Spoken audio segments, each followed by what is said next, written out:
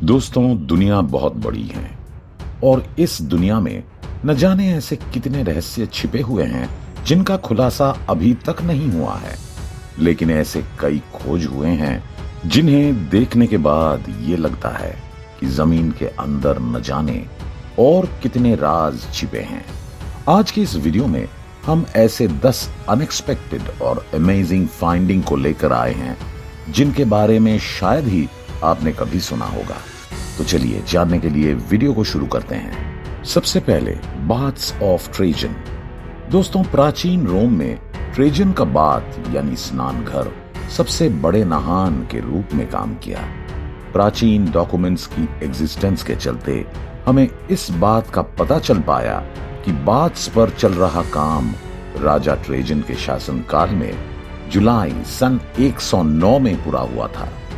हालांकि इन पर काम करने की शुरुआत रोमन राजा डोमिटियन के शासनकाल में 13 साल पहले ही हो गया था। ऐसा माना जाता है कि बाथ्स का काम शुरू होने के बाद 5वीं शताब्दी की शुरुआत तक इसका यूज होता रहा। उसके बाद लोगों ने इसका यूज करना छोड़ दिया ताकि इसके मार्बल और ईंट दूसरे कंस्ट्रक्शन के कामों में इस्तेमाल किया जा सके। जो कुछ बचा था उसी रूप में बात 16वीं सदी तक रहा। समय के साथ इसके फुटप्रिंट से कला की कई फेमस वर्क डिस्कवर किए गए, जिसमें सबसे फेमस स्कल्पचर लाओकून और उसके बेटे का था, जिसे साल 1506 में एक्सीडेंटली खोजा गया था। इतना ही नहीं, साल 2011 में आर्कियोलॉजिकल खुदाई के दौरान 50 फीट लंबा मोजाइक मिला जिसमें एपोलो के कई चित्रण शामिल थे। क्रिप्टोनियन पॉलिटाना। दोस्तों, अगर रोमन डिस्कवरी की बात कर ही दिए हैं तो चलिए रोम के एक और डिस्कवरी के बारे में जान लेते हैं। ये रोम का एक सुरंग है जिसे 37 ईसा पूर्व में नेपल्स के पास बनाया गया था। सुरंग की बनावट काफी शानदार थी, जिसकी लंबाई करीब 2100 फीट से भी ज्यादा थी और जिसे नेपल्स से पोजुओली के शहर और फ्लेग्रीन फील्ड्स को जोड़ने के लिए बनाया गया था। जब सुरंग नहीं बना था तब नेपल्स और पोजुओली अलग थे। पास्ट में कई बार अच्छा सुरंग बनाने का प्रयास किया गया लेकिन वे सफल नहीं हुए। लेकिन नेपल्स और पोजुओली के बीच ट्रेड करना भी बहुत जरूरी था, इसलिए एक अच्छे आर्किटेक्ट को इस सुरंग का प्रोजेक्ट दिया गया। आखिरकार सुरंग के रूप में दोनों शहरों को एक साथ जोड़ने का रास्ता मिल ही गया। कहा जाता है कि 20वीं सदी तक इस सुरंग का इस्तेमाल एक रोडवेज के रूप में होता रहा। आपको जानकर हैरानी होगी कि सेकेंड वर्ल्ड वॉर के दौरान ये सुरंग बम रखने के काम में भी आया। आखिरकार रोड टनल के रूप में इस्तेमाल किए जा रहे इस सुरंग का यूज करना साल 1950 के समय एक लैंडस्लाइड की वजह से समाप्त हो गया। इसके बाद इसे रिपेयर किया गया और आर्कियोलॉजिकल साइट के रूप में खोल दिया गया। Egyptian coffin. ये एक असामान्य प्राचीन मिस्र का ताबूत है और जब इसे वापस लाने के लिए अभियान चलाया गया तब जनवरी 2023 में यूएसए ने इसे कायरो को वापस कर दिया। इस ताबूत के बारे में असामान्य चीज यह है कि इस पर जिस शख्स की पेंटिंग बनाई गई है वो हरे रंग में है। हम ये जानते हैं कि ताबूत किसके लिए बनाया गया था। जी हाँ, इसे एक मेल पुजारी के लिए बनाया गया था जिसे एकनमैट कहा जाता था। इसके अलावा इसे 2300 वर्ष पहले लेट डायनेस्टिक पीरियड में बनाया गया था। वैसे इसे कायरो को वापस करने का कारण यह है कि यूएसए में इस ताबूत को इल्लीगली लाया गया था।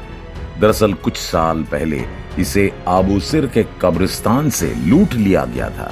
इसके बाद इसे जर्मनी में बेच दिया गया। हालांकि जिस म्यूजियम में ये था उसे ये पता था कि ये लूटा हुआ चीज है। इस बात का कोई जिक्र नहीं है। कुछ एक्सपर्ट्स इस बात से सहमत हैं कि कुछ जगहों पर इसकी कीमत $10 लाख के करीब है। शिपरेक। अप्रैल 2022 इंग्लैंड के केंट में स्थित डेंज खदान में ड्रेज वर्कर्स रोज की तरह काम कर रहे थे। लेकिन एक दिन वर्कर्स ने एक अद्भुत डिस्कवरी किया जिसे बीबीसी द्वारा बनाए गए एक डॉक्यूमेंट्री में फीचर किया गया। वो अद्भुत खोज 16वीं सदी की एक बहुत बड़ी शिपरेक थी। इसका निकनेम शिप ऑफ डंगनेस है, यानी कि डंगनेस का जहाज। हालांकि ये काफी जर्जर हो चुका था, लेकिन ऐसा माना जाता है कि जब ये बनकर तैयार हुआ होगा तो इसकी लंबाई करीब 80 फीट होगी। इसके ऊपर लगे लकड़ी ने इस जहाज में इस्तेमाल की गई लकड़ी का खुलासा किया। इसके कंस्ट्रक्शन में इंग्लिश ओक का इस्तेमाल किया गया था, जिसकी कटाई 1558 और 1580 के बीच की गई थी। डेंज खदान 1940 के दशक से एक सिंगल खदान के रूप में अस्तित्व में है। यही कारण है कि ये अभी तक डिस्कवर्ड नहीं किया गया था। रानी एलिजाबेथ के दौरान सरवाइव करने के लिए महज कुछ ही जहाज बनाए गए थे, इसलिए ये एक काफी महत्वपूर्ण खोज है। स्टोन हेड दोस्तों, तुर्की के प्राचीन शहर आइजानोई के साइट पर आर्कियोलॉजिकल खुदाई चल रही थी।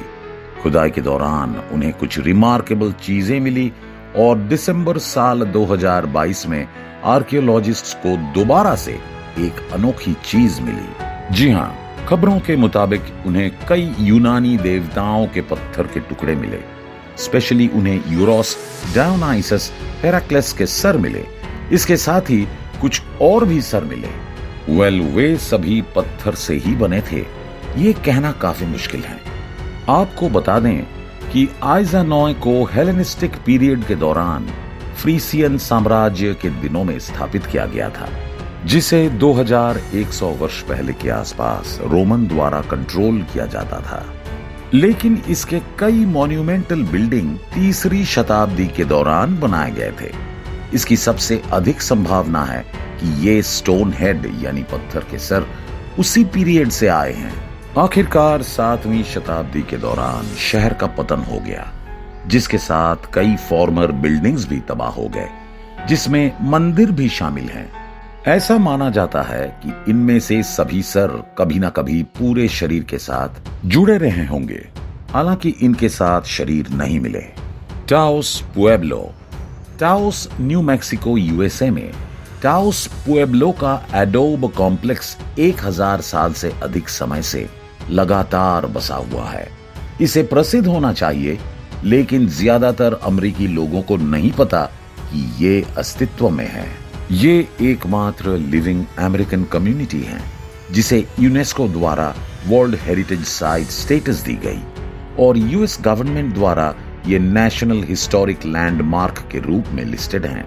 इन सभी अच्छी बातों को छोड़कर टाओस पुएब्लो का पूरा इतिहास काफी हद तक अननोन है।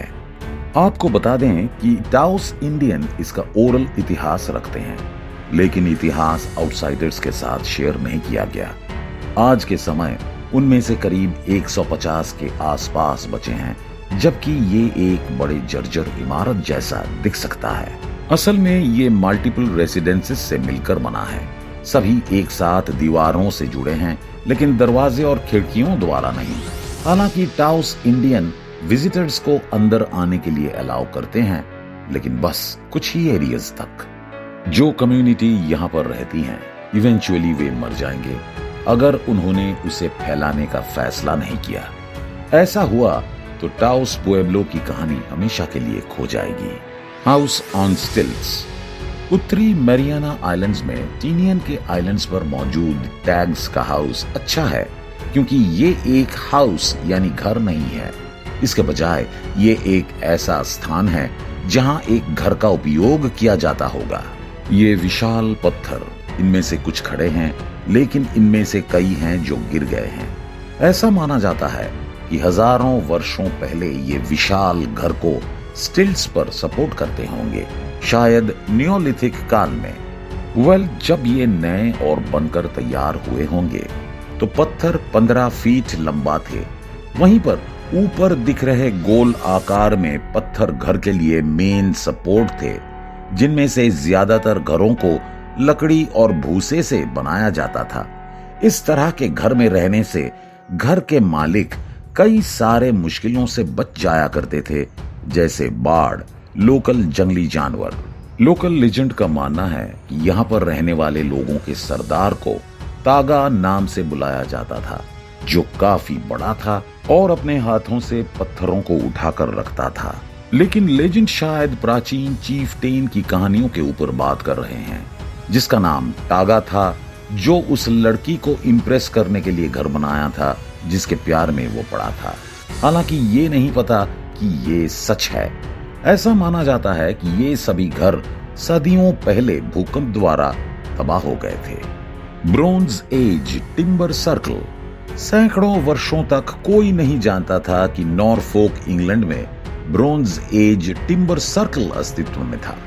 इन साइट्स को सी हिंज कहा गया। हालांकि ये नाम ब्रिटिश प्रेस द्वारा दिया गया था। वैसे इसका सबूत नहीं है कि ये हिंज है या था, लेकिन इसे जरूर इंसानों द्वारा बनाया गया था। सर्कल साल 1998 में दिखाई दिया। समुद्र तट पर रेत शिफ्ट होने के बाद इसे घर कहा गया, जिसे करीब 4000 साल पुराना बताया गया। हालांकि नमक से टिम्बर सर्कल खराब ना हो जाए, इसलिए इसे जमीन से निकाला गया और लिन म्यूजियम में ले जाया गया, जहां पर यह अब लोगों को दिखाने के लिए रखा गया है। इतिहासकारों ने यह अनुमान लगाया कि ये एक कब्रगाह थी, लेकिन स्ट्रक्चर क्या बताते हैं वे अभी तक नहीं समझ पाए। ट्राइलोबाइट। आप कभी कभी सोचते हैं कि लाइन में लगना आज के मॉडर्न जमाने की प्रॉब्लम है, लेकिन ये फॉसिल डिस्कवरी इस बात को साबित करेगी कि समस्या ये नहीं है।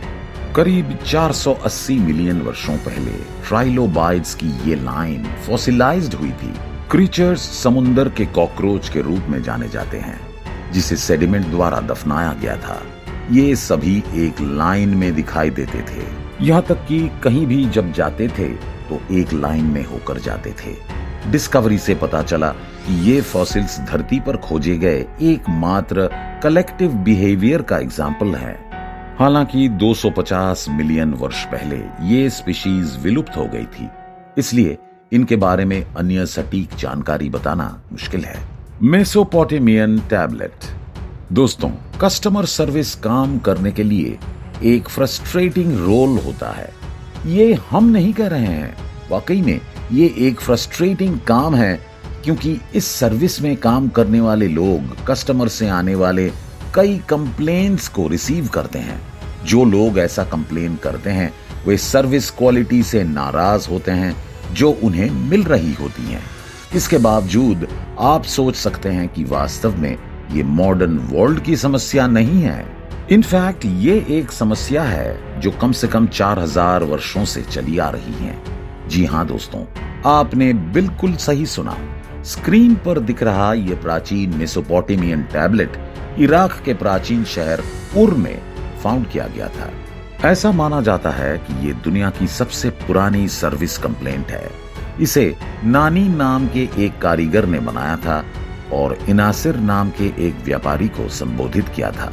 जाहिर तौर पर इनासिर ने नानी को खराब क्वालिटी वाली तांबे की कुछ इंगॉट्स यानी कि सिल्लियां बेचा था और उसके बाद नानी के पैसे रिफंड करने से मना कर दिया। इसलिए नानी ने उससे मिलने का प्लान बनाया। वैसे सुनकर काफी अजीब लग रहा होगा, है ना? वेल, इसमें यूज किया गया लैंग्वेज कुनाइफॉर्म है, जिसे पहला रिटन लैंग्वेज के रूप में माना जाता है जो मिडिल ईस्ट में इमर्ज्ड हुआ था। वैसे आपको क्या लगता है, नानी को उसका पैसा वापस मिला होगा या नहीं? कमेंट करके जरूर बताएं। उम्मीद है कि आपको ये वीडियो पसंद आई होगी। अगर वीडियो अच्छी लगी हो तो इसे लाइक और शेयर जरूर करें और इसी तरह के इंफॉर्मेटिव वीडियो देखने के लिए हमारे इस चैनल को सब्सक्राइब भी करें। फिलहाल के लिए इस वीडियो में बस इतना ही। मिलते हैं किसी अन्य इंफॉर्मेटिव वीडियो के साथ। धन्यवाद।